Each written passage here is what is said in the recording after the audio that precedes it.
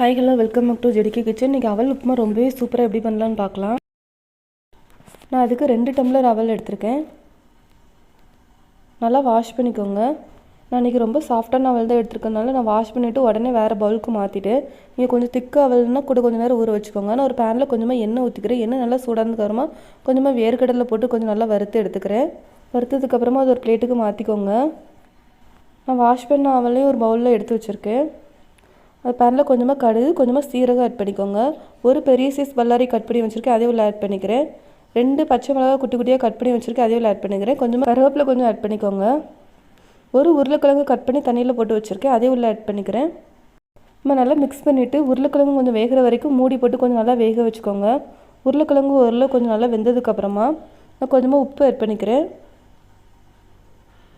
கொஞ்சமாக பெருங்காயத்தூள் ஆட் பண்ணிக்கிறேன், இது ஆப்ஷனல் தான். கொஞ்சமாக மஞ்சத்தூள் ஆட் பண்ணிக்கோங்க. நான் ஒரு அரை ஸ்பூன் போல் சீனி ஆட் பண்ணியிருக்கேன். இந்த மாதிரி பண்ணி பாருங்கள், ரொம்ப டேஸ்ட்டாக இருக்கும். நல்லா மிக்ஸ் பண்ணி விட்டுக்கோங்க. நான் வாஷ் பண்ணி வச்சுருக்க அவலையே எடுத்து உள்ளே ஆட் பண்ணிக்கிறேன். நல்லா மிக்ஸ் பண்ணிக்கோங்க. குழந்தைங்கள்லேருந்து பெரியவங்க வரை எல்லாருமே இந்த மாதிரி செஞ்சு கொடுத்தா ரொம்ப விரும்பி சாப்பிடுவாங்க. நீங்களும் ஒரு தடவை ட்ரை பண்ணி பாருங்கள். நான் ஃபஸ்ட்டே வறுத்து வச்சுருந்த வேர்க்கடலை பருப்பையும் உள்ளே ஆட் பண்ணிக்கிறேன். கடைசி கொஞ்சமாக கொத்தமல்லி தழை தூவி இறக்கிக்கோங்க. நல்லா மிக்ஸ் பண்ணி விட்டுருங்க. நீங்கள் சாப்பிட்றதுக்கு முன்னாடி லைட்டாக கொஞ்சம் லெமன் ஜூஸ் லைட்டாக ஆட் பண்ணிக்கிட்டா ரொம்ப டேஸ்ட்டாக இருக்கும். இல்லைனாலும் நல்லா தான் இருக்கும். நீங்களும் ட்ரை பண்ணி பார்த்துட்டு எனக்கு கமெண்ட் பண்ணுங்கள்.